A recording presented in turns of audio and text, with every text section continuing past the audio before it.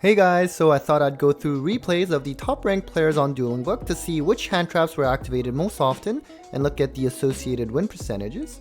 Now I did debut this type of analysis a couple of months ago, but there is a big change since last time in that I am now actually going to look at the hand traps that were activated by the opponents of our top ranked players and not by the top ranked players themselves. Part of it was because that's how I typically did it in my other analytical videos for specific decks, so I just wanted to keep the perspective consistent so that it's not as confusing for the viewers moving forward.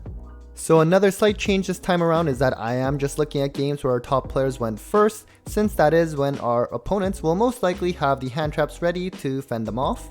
As before, I am looking at whether hand traps were activated at any point in that game and not just on the first turn. I understand that typically hand traps will have the most impact on the first turn, but sometimes that mid-game hand trap is something that can really finish a player off, and I didn't want to exclude that. Lastly, I am just looking at whether the particular hand trap was activated and not necessarily if it resolved. This is for a couple of reasons. The main reason is that if I have to distinguish whether it activated and also resolved, then that just doubles the amount of variables I have to collect. Also, getting called by the grave or cross out doesn't happen too often either, and this is a simple analysis after all. So overall, I looked at the replays of the top 10 ranked players on Dueling Book, collecting games only where they went first. In total, I had 233 games to work with most of the games involving Tri-Brigade, followed by Drytron and Virtual World. Then there's some other combo decks like Phantom Knights, Infernomal, and Dragon Link. There were also 3 games with Dogmatica Invoke Shaddoll and 1 game with Pure Zodiac. Overall, our top players won 3/4 of their games when they went first. Now also keep in mind that the hand traps activated by their opponents can be influenced by the decks that the top players are playing. So for example, if we had something like 90% of games included being Drytron, then you would see a lot of Droll being activated, but doesn't necessarily mean it's the most common hand trap being played overall in the format. At the same time, these players are top ranked for a reason and predominantly play tier 1 or 2 decks, so the hand traps that are being activated against them likely reflect the most appropriate hand traps that you should be playing this format. So let's see which hand traps were activated most often against our top ranked players. So not surprisingly, Ash is going to be number 1 I think in every format, and keep in mind that these hand traps could be activated more than once in the same game. Impermanence is still quite popular as it can be good against Tri-Brigade, although they can play through it, but at least it also plays around TTT, which is nice. Gamma is usually one of the more played hand traps as well, and same can be said for Nibiru and Valor.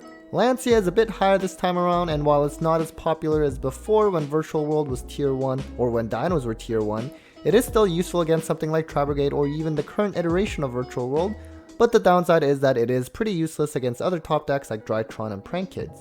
Speaking of Drytron, Droll is typically sided against them as well, and I have also noticed in the replays of players putting in Droll versus Tri-Brigade as well, although not sure how impactful that is. Then we have a bunch of other hand traps that weren't activated too often, such as Ghost Spell or Enchurls, which will be essentially exclusive to Drytrons but sometimes seen in Medolce as well. Skullmeister has dropped in play in the last few formats, and Dimension Shifter can be amazing, but definitely more restrictive in terms of what decks can actually play this card. There was 1 activation each from other hand traps like Phantasme, Contact C, and Cycle Reader.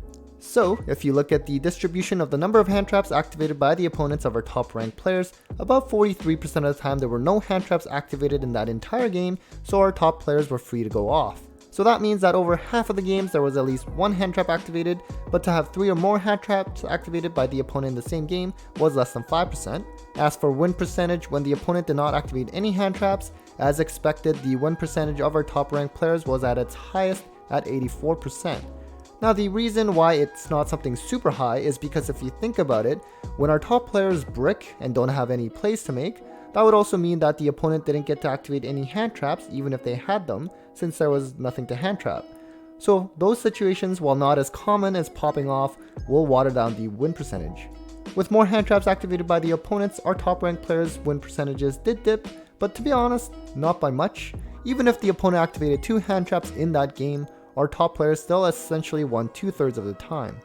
As for when hand traps were activated 3 or more times in a game, I would say that can involve situations where the opponent drew mostly hand traps and not many starters, which means it's hard for them to make plays and claw out a win anyways. Now of course, the win percentages are not solely driven by hand traps, so it's not the only reason explaining these differences, but just more so part of the reason. So now let's look at how the win percentage differed based on a specific hand trap activated in a game, but keep in mind that this is just exploratory as always and interpret the numbers with caution. Also, for those of you that watched my last hand trap analysis video, remember that the interpretation of the values is going to be flipped compared to the last time, since we are now looking at what the opponents activated. So in other words, we are trying to see if there's any hand traps that will lead to a lower win percentage for the top ranked players, since that may potentially indicate it has some impact on the outcome of that game. So starting with Ash Blossom, we already saw earlier that if the opponent did not have any hand traps to activate in that game when our top players went first, our top players won 84% of those games. Now in games where the opponent did activate at least one hand trap, just not Ash, then they won 70% of the games, so a bit of a dip. Compare that to when the opponent did activate Ash specifically, whether by itself or along with other hand traps in the game, then our top players won 66% of the time. So not too big of a difference in win percentage compared to Ash being activated or any other hand trap, but still, at least the win percentage was a bit lower for our top players when they faced an Ash. Next up is Impermanence, where our top players won 67% of the games if any other hand trap was activated against them, while actually winning 74% of the time if Imperm was activated, whether by itself or with other hand traps. So basically, our top players had a better time if Imperm was used. Now, does this mean anything? Not really sure. I still think Imperm is very good in this format, and as I said before, it's not a particular hand trap that's going to solely drive a game in most cases. So there's probably other interacting factors here that's not being taken into account. As for Gamma, the win percentages were pretty much identical whether it was activated or any other hand trap was activated against our top players at around 68 to 69%. It is a strong hand trap, although the downside is that you have to play a brick in driver.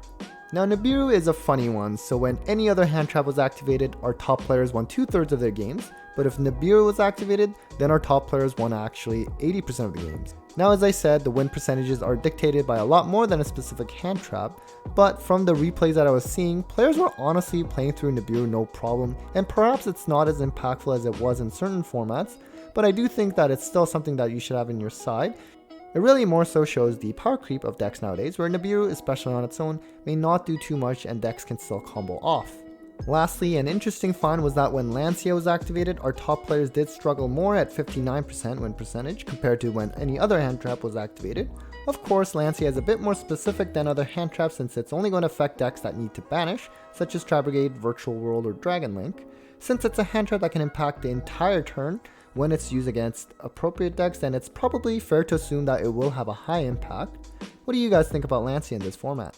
Alright guys, that was it for the hand trap analysis for this month. This isn't something I'll do monthly since the hand trap being used won't change too much within a format, but look forward to your feedback on what you think about this kind of analysis and whether it's useful. Take care guys.